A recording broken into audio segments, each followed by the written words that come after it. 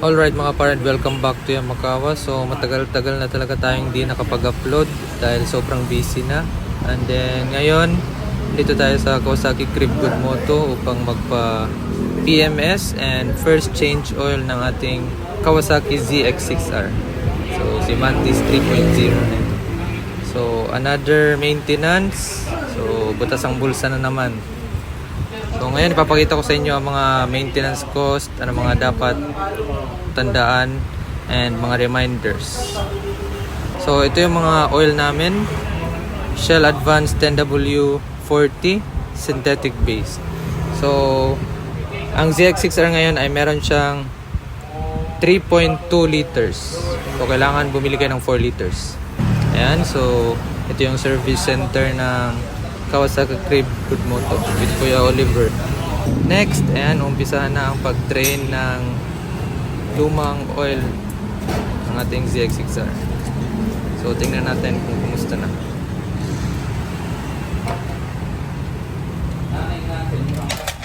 Okay. So, ayan, okay pa naman yung kulay niya.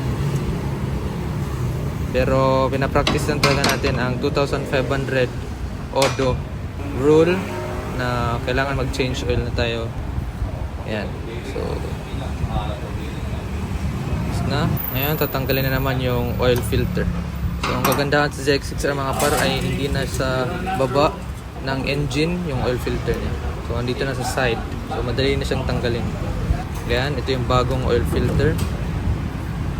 And then, lagyan ng konting oil. Okay.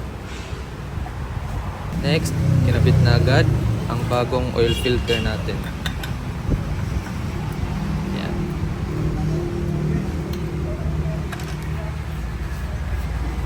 Okay. First liter.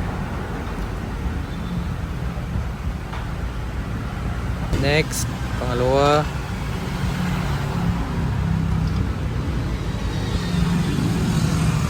And then, pangatlo.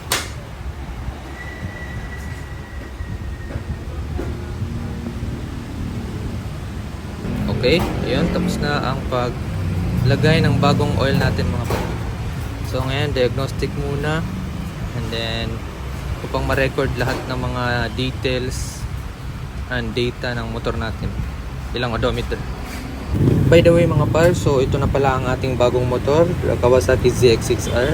So sa mga followers natin dyan at sa mga sumusuporta kay Yamakawa, matagal-tagal na talaga akong di nakapag-upload. So hindi ko rin gawan ng content itong bagong motor natin. But anyways, yun lang ang maintenance service namin kay ZX6R. So, abang-abang lang sa in-depth review ko with this Kawasaki ZX6R. So, isi-share ko sa inyong lahat ang mga pros nito and cons when it comes to owning a ZX6R. So, that's all mga par. Bye-bye.